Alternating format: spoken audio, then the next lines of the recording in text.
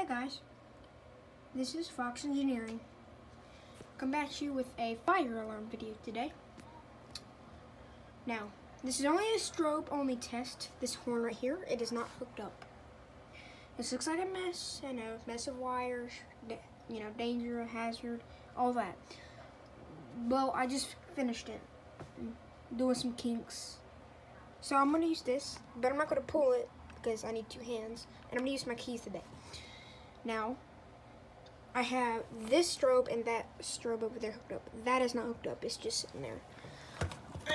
That's one of my smoke detectors. I have two of these, along with my other fire alarm that is not hooked up.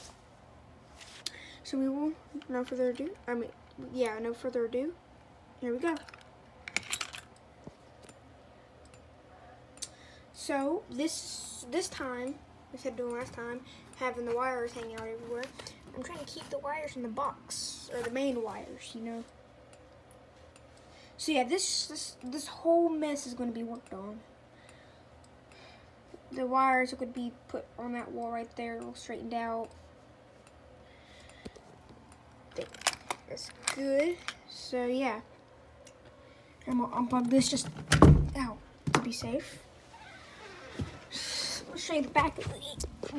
The reason why I unplugged it, so if the wires touch, it won't do anything and short out something.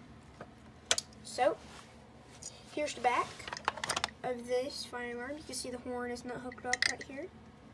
I disconnected it. And here's the back of this. You know, pretty, wow. Okay, here's the back of this one. Yep. It's terminals. Interesting. It's model number if you want to read it. Focus.